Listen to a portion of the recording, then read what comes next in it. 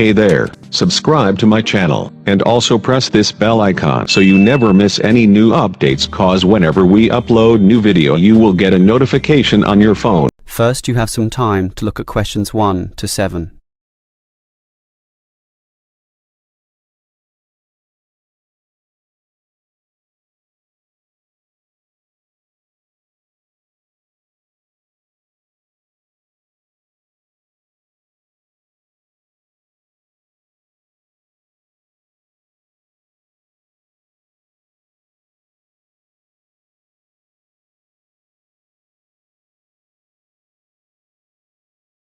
Now we shall begin.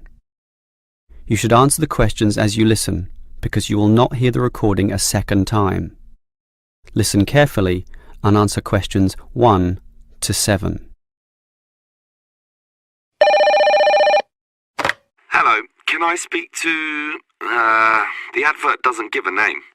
Well, the name is Bob, and I guess this call is about the car I'm selling, right? Yes, my name's Francis, and I'm definitely interested. You'll like my car then. Clean, neat, nice. What sort is it? Oh, the original model was called an Echo. You know, like the echo a sound can make. But then they changed the name to Yaris just before I bought it. Yaris. I don't know why. I liked the old name, and it's the same car, but that's what it's called. So, what's the colour? The ad says it's cream-coloured. Like cream, then? Yeah, well, it's more of a yellow colour, actually. Not cream? No, I don't know why I said that. It's like a canary, and small like one, too. So, what about the power? How many cylinders does it have? 4 or 6? My brother has a 6-cylinder car and says it's very powerful. Well, this one's 4 only, but I find it fine for city driving. As long as you don't intend to drive this car interstate or across the country, it does the job fine. That's okay. I just want the car basically for commuting to work and maybe some weekend trips. Is it 2-door or 4-door? I suppose it's not 4-door. The car's too small for that, right? Right, just 2 doors, as you say. The front seat bends forward to allow entry into the rear. That's fine by me. This car is just for my girlfriend and I anyway. What about accessories? Radio, CD player, anything else? Does it have an air conditioner? Well, no, it doesn't, but I don't find that a problem. I just open the window. I mean, if you really want, you can pay to have an AC installed. Basically, the only additional feature this car has is a radio, but it's still a great deal. That depends on the price. You say you want $12,800, right? Yep, about that. Well, obviously you expect the price to be reduced to an even figure, right? Well, I don't know. $12,000. $12,500, maybe. If you can lower it a bit, I'll come and have a look, okay? Okay. Let's say $12,400, but I won't lower it any more than that. Certainly not to $12,000. Well, if I can get that better price, I may come over this afternoon. But what year is this car? How old is it? My brother's got a 12-year-old car and it's showing problems. Well, my car was brand new only 3 years ago, but it still looks like it's only been 1 year on the road. Okay, that sounds good. Before you hear the rest of the conversation, you have some time to look at questions 8 to 10.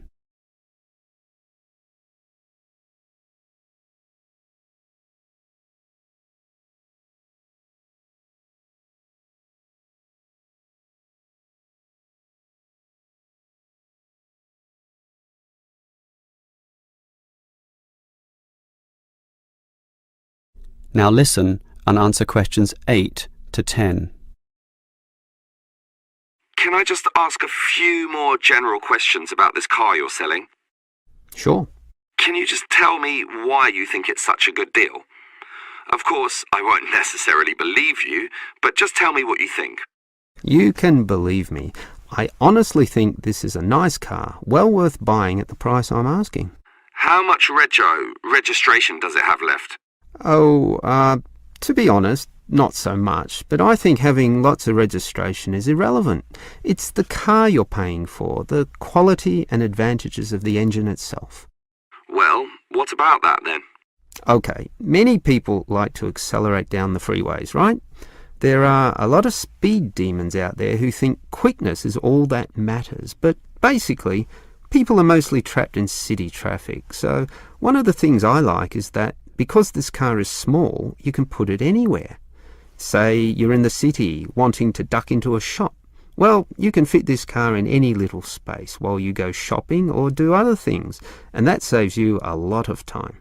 Yeah, but it's not that powerful, right?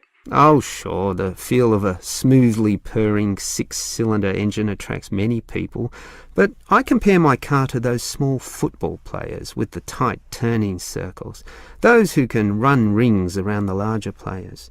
This car is like that. It can turn this way and that way, dodge here, duck in there, sneak around corners, squeeze ahead and grab a position. That's also very useful when travelling in city traffic. Okay, I'll think about it. Sure, think about it, but all these advantages are sound and appeal to other buyers as well. No one holds the same car forever, so you can say exactly the same things that I just said when you want to sell the car. That will make it very easy for you to pass this car on to the next buyer. Yeah, maybe you're right. That is the end of part 1. You now have half a minute to check your answers.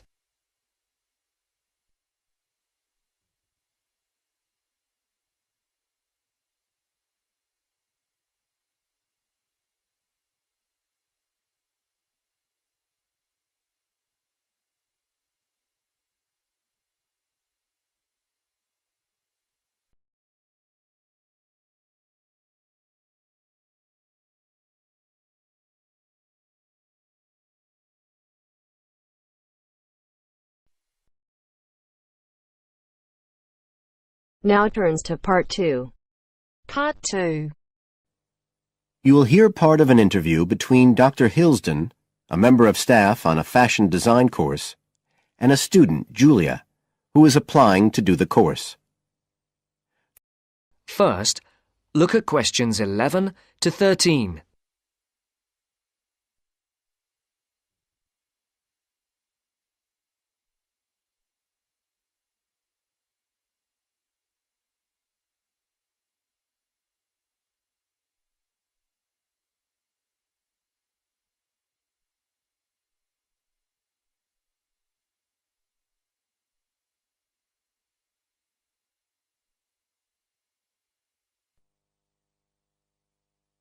Right, Julia. So, from your CV and portfolio, and what you've already told me, you seem to be very much the sort of person we're looking for on the postgraduate course.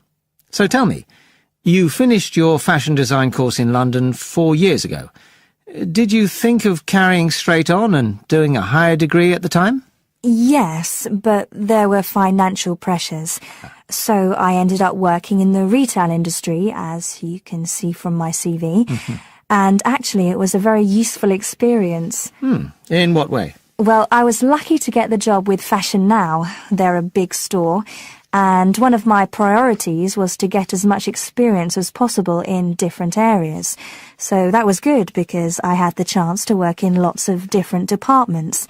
And having direct contact with the customers meant I was able to see how they reacted to innovation, to new fashion ideas. Because with Fashion Now, a designer might show something in New York or Milan, and there'll be something similar in the shop within weeks. So that was probably the most useful thing for me. Right. And so what's made you decide to do a postgraduate course now? Well, while I enjoyed working at Fashion Now, and I learned a lot there, I felt, well, the way forward would have been to develop my managerial skills, rather than my skills in fashion design, and I'm not sure that's what I want to do. Yes. When I was doing my degree in London, I'd been interested in women's wear, but I know that there's been a lot of work done in areas like new fabric construction. And though I'm not intending to go too deeply into the technology, I'd be very interested in looking at how new fabrics could be used in children's wear, so I'd like the chance to pursue that line. Yes, good. And are you at all concerned about what it's going to be like coming back into an academic context after being away from it for several years? No, I'm looking forward to it. But I'm basically more interested in the application than the theory, or at least that's what I've found so far. And I'm hoping the course will give me the contacts and skills I need eventually to set up my own enterprise. I'm particularly interested by the overseas links that the department has. Yes, many of our students look overseas or to international companies for sponsorship of their projects. Before the talk continues, look at questions 14 to 20.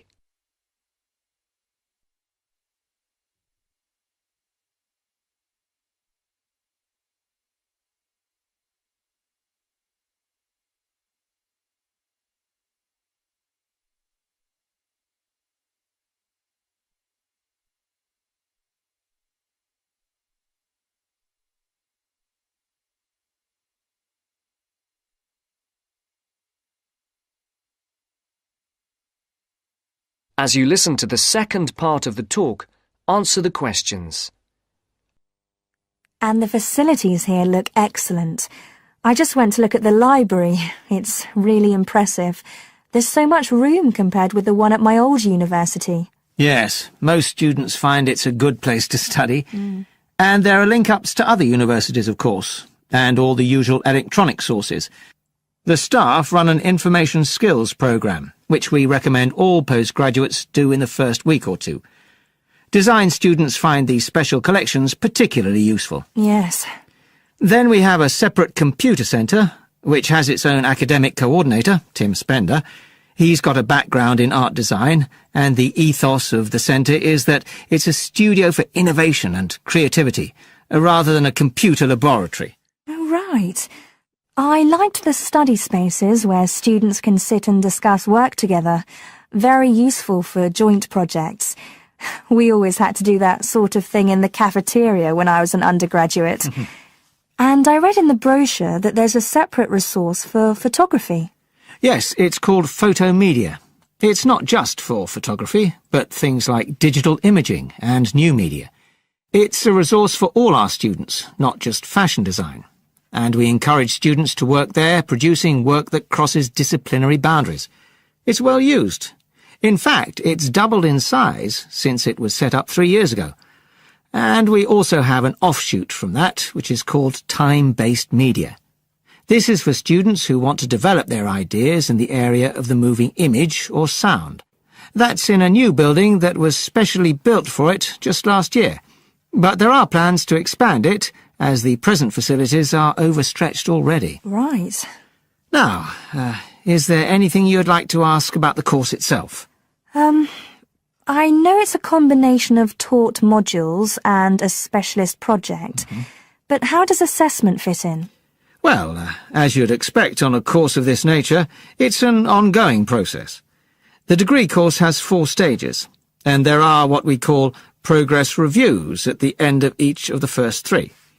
Then the final assessment is based on your project. You have to produce a report which is a critical reflection on your work. And is there some sort of fashion show? There's an exhibition. The projects aren't all focused on clothes as such. Some are more experimental, so that seems more appropriate. We ask representatives of fashion companies along, and it's usually well attended. Right. And another thing I wanted to ask. That is the end of part 2. You now have half a minute to check your answers.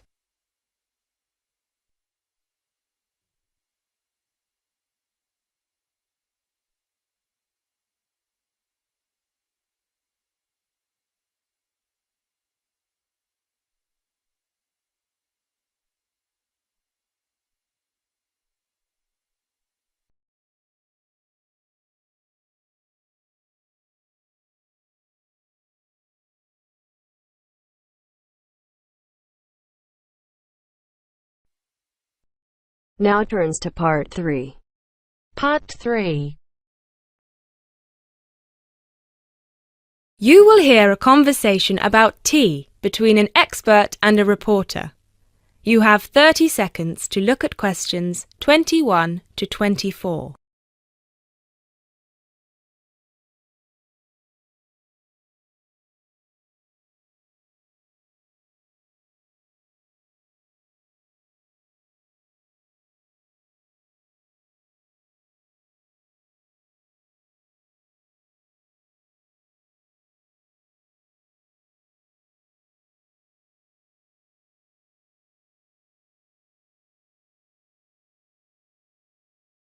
Hi, Jacob. Thank you so much for coming along today. It's my pleasure. I'm very intrigued about what a tea meditation entails exactly.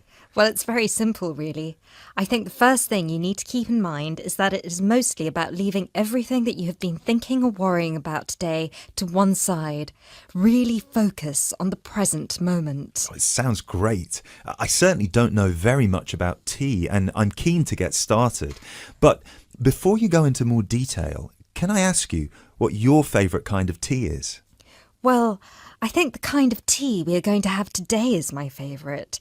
It is pu'er tea from Yunnan province in southern China. What makes this tea special? Pu'er is a dark tea. The regions of Yunnan, the north of Vietnam and Laos, have one of the best climates for growing tea in the world. Pu'er is a post-fermented tea. Oh, what is a post-fermented tea exactly? It is a tea that has undergone a period of aging in the open air. They age the tea for days, even years. The exposure to humidity and oxygen help to oxidize the tea leaves and encourage fermentation. This changes the smell of the tea and also removes a lot of bitterness from the taste. It sounds similar to the process of aging wine. The process is different, but the effect of aging on the taste is certainly similar. Does this mean the tea can be quite expensive? Absolutely. It can be very expensive. The tea is usually pressed into balls or cakes and sold. At one time, only tea enthusiasts cared about buying these cakes, but now many people have realised that they are an investment, and so buy them like they would buy gold, because the price goes up a lot over time. Before you hear the rest of the talk, you have some time to look at questions 25 to 30.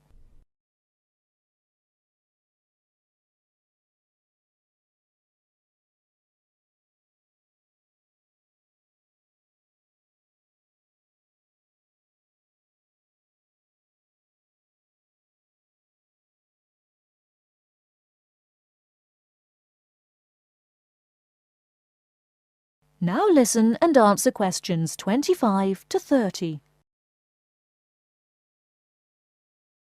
So now I want you to focus on clearing your mind of anything other than this present moment. Let go of any concerns. OK, one slight problem. I will need to record our conversation, and I will need to take notes for the article. I plan to write about this for my newspaper. Is that OK? Oh yes, of course. Whatever you need. Thank you. I'll try to keep my notes to a minimum.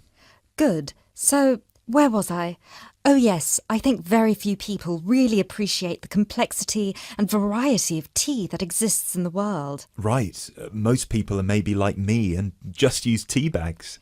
Exactly. And with a tea bag, the tea is trapped inside and cannot move around freely. You can really taste the difference drinking a brewed tea that was free to move around through all the water. So, do you ever use tea bags? Never.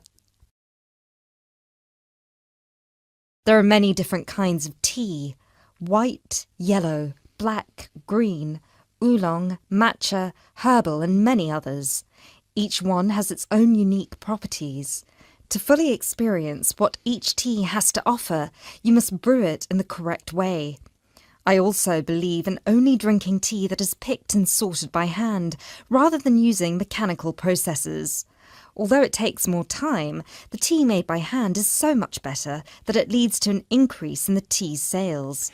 But in that case, surely if there is more interest in the tea, and with the time-intensive farming process, this means there could be shortages because the demand is higher than the ability to produce it. There were shortages for a while, but then an artificial fermentation process was developed in the 1970s, which helped to speed up the fermentation times. As I mentioned, this process has an aging effect on the taste of pu'er tea that is very similar to the effect on the taste of wine that you get from that fermentation process, though for pu'er tea today, we're talking about that artificial process. How can they do this artificially? The farmers gather the tea leaves into a big pile, then cover it with a large sheet or tarp. They spray water on the tea every now and then, and therefore fermentation happens faster. Usually, the tea is left for 30, 45, 60 or even 90 days still. The farmer will check the tea every few days, and just by the feel of the tea, he knows whether it is ready or if it needs more time. Wow, that sounds like a fascinating process. I never realised that there was such a science behind producing tea. Well, now you are ready for the best part, the tasting of it. That sounds like a very good idea to me. So what I will do now is boil the water, and we can begin our meditation. What does that entail? We need to focus on only two things. The first is your mind and body. Forget everything that you have been worrying about today. Forget about what you have to do later on, or what somebody said to you earlier. Focus on your breathing and on how your body feels. If you have aches and pains, acknowledge them. Pinpoint where there is tension in your body and try to release it. Oh, yes. I can really feel tension in my shoulders. Let it go. Close your eyes if that helps. Take deep breaths in and out. Soon we will drink the tea. When you drink it, think about the taste and how it feels on your tongue. Is it easy to swallow the tea, or do you need to gulp it? Can you brew the tea leaves more than once? Oh yes, you can brew some teas more than 10 times. Now we will shift to noble silence, focusing only on ourselves and the tea. Enjoy.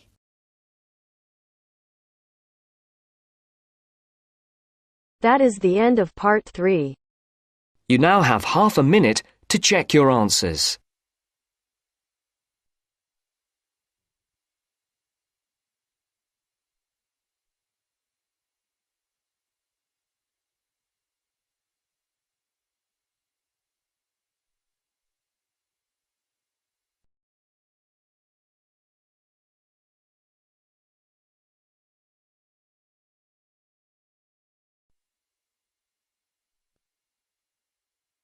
Now turns to part 4.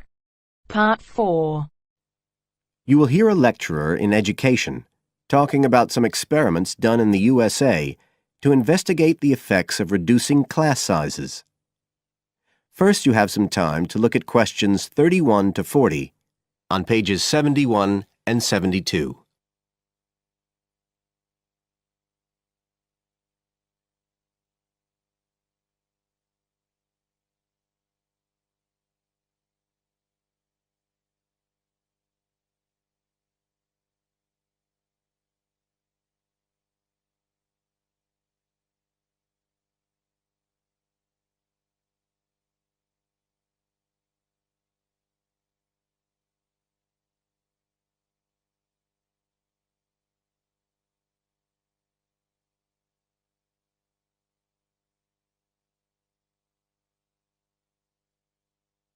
Now listen carefully and answer questions 31 to 40. All over the world, there are passionate arguments going on about how educational systems can be improved. And of all the ideas for improving education, few are as simple or attractive as reducing the number of pupils per teacher. It seems like common sense. But do these ideas have any theoretical basis? Today, I want to look at the situation in the USA and at some of the research that has been done here in America on the effects of reducing class sizes. In the last couple of decades or so, there has been considerable concern in the United States over educational standards here, following revelations that the country's secondary school students perform poorly relative to many Asian and European students. In addition, statistics have shown that students in the nation's lower income schools in the urban areas have achievement levels far below those of middle class and upper middle class schools. So would reducing class sizes solve these problems? Well, we have to remember that it does have one obvious drawback. It's expensive. It requires more teachers and possibly more classrooms, equipment, and so on. On the other hand, if smaller classes really do work, the eventual economic benefits could be huge. Better education would mean that workers did their jobs more efficiently, saving the country millions of dollars. It would also mean that people were better informed about their health, bringing savings in things like medical costs and days off sick. So what reliable information do we have about the effects of reducing class sizes? There's plenty of anecdotal evidence about the effect on students' behavior, but what reliable evidence do we have for this?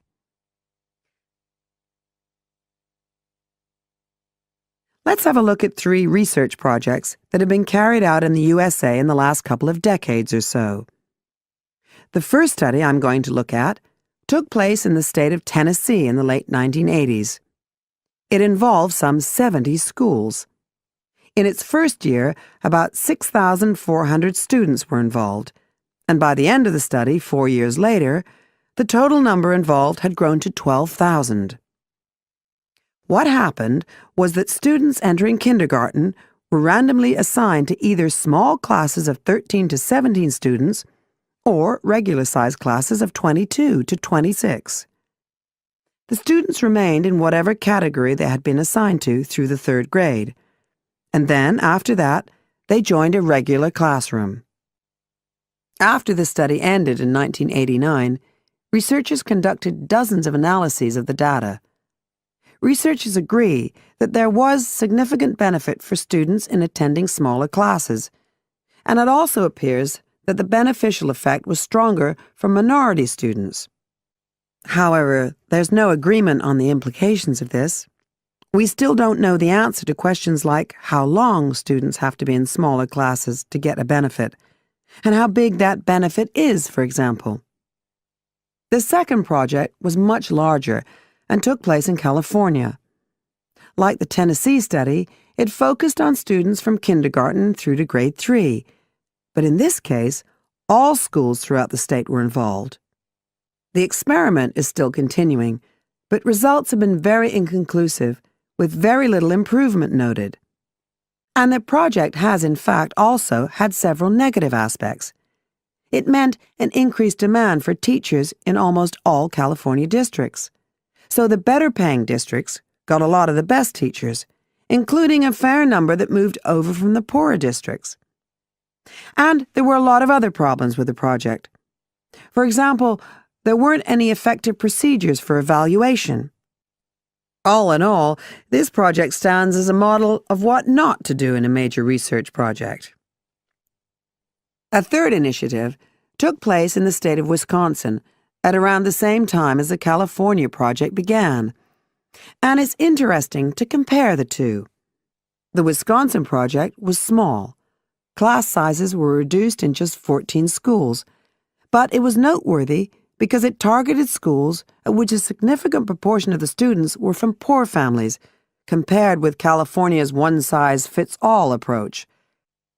Analysts have found that the results are very similar to the Tennessee project, with students making gains that are statistically significant, and that are considerably larger than those calculated for the California initiative.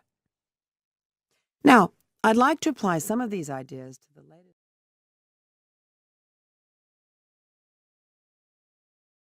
That is the end of part 4. You now have half a minute to check your answers.